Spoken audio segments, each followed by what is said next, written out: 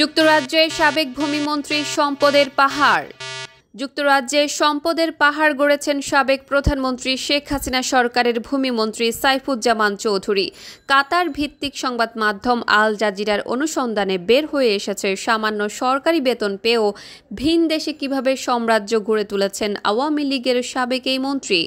দীর্ঘ অনুসন্ধানের পর বুধবার আল জাজিরার প্রকাশিত ওই প্রতিবেদনে বলা হয়েছে, সাইফুজ্জামান চৌধুরী যুক্তরাজ্যে $250 মিলিয়ন খরচ করে 360টি বিলাসবহুল বাড়ি কিনেছেন, যা বাংলাদেশি অর্থে প্রায় 3,000 কোটি টাকা সমান।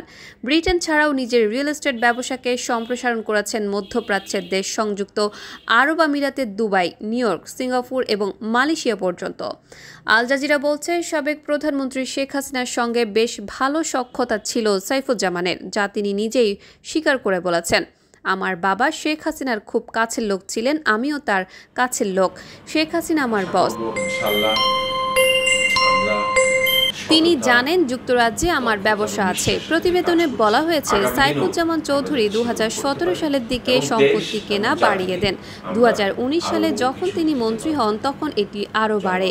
কাতার ভিত্তিক ওই সংবাদ মাধ্যম বলছে, গত বছর বিনিয়োগকারীর ছদ্মবেশে তাদের সাংবাদিক সাইফুজ্জামানের $14 মিলিয়ন বাড়িতে যায়।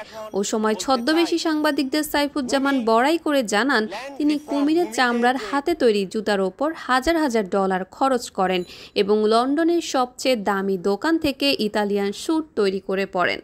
এছাড়াও ওই সময় লন্ডনে নিজের বাড়িও ঘুরিয়ে দেখান তিনি, যেটিতে রয়েছে সিনেমা হল, জিম, ব্যক্তিগত এলিভেটর এবং নতুন রোলস রয়েলস গাড়ি রাখার নিরাপদ আন্ডারগ্রাউন্ড পার্কিং এরিয়া।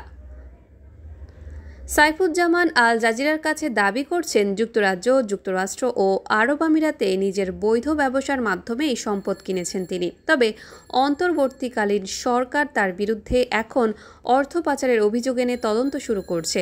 ইতিমধ্যে তার ব্যাংক অ্যাকাউন্ট জব্দ এবং তার পরিবারের মালিকানাধীন UCBL ব্যাংকের নিয়ন্ত্রণ নিয়েছে। আল জাজিরার ইউটিউব অ্যাকাউন্ট ও ওয়েবসাইটে সাইফুজ্জামানকে নিয়ে বিস্তারিত প্রতিবেদন প্রকাশ করা হয়েছে। বাংলাদেশ বুলেটিন।